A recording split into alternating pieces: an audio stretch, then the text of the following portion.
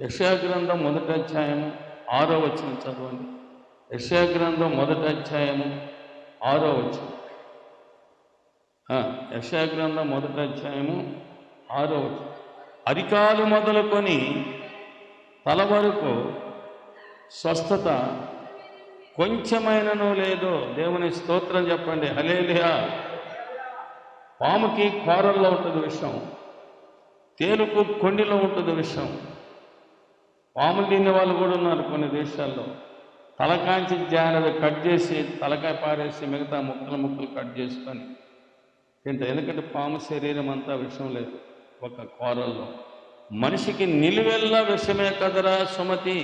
సుమతి అని ఒక కవి రాశాడు. అధికారులు మొదలుకొని నడినెత్తి వరకు అంత పాపమే, కొంచెమైనా పరిశుద్ధత లేదు. స్వస్థతను రాసింది అక్కడ. స్వస్థత అంటే ఏంటి? పవిత్రత లేదు, పరిశుద్ధత లేదు. అరికాలు మొదలుకొని నడినెత్తి వరకు అపోస్తలుడైన పౌలు కూడా అంటాడు, నా శరీరంలో మంచిది ఒక్కటి కూడా లేదు. దావీదు కీర్తనలో 51:5 వచనం అంటాడు, కీర్తన గ్రంథంలో, నేను పాపములో పుట్టాను, పాపములో పెరిగా, నా తల్లి నన్ను పాపములోనే గర్భము అంటే పాపములు అరికాలములు నెత్తి వరకు కూడా పాపములో మునిగి ఉన్నాను. పరిశుద్ధత లేదు, పవిత్రత లేదు. దేవుని స్తోత్రం.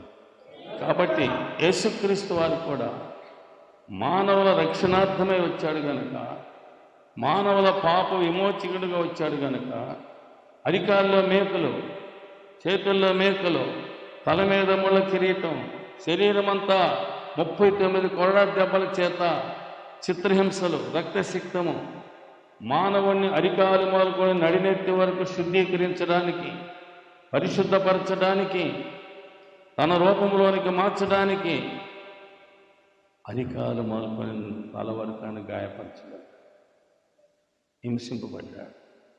దేవుని స్తోత్రం. Praise Lord. హల్లెలూయా. ఎందుకంటే పాప విమోచకుడుగా వచ్చాడు. పాప విమోచకుడుగా వచ్చి ఆ రీతిగా అరికాలు మొదలుకొని నడినెత్తి వరకు రక్తశుద్ధుడయ్యాడు. చూశారా? తండ్రి తన కుమారుని శిలువలో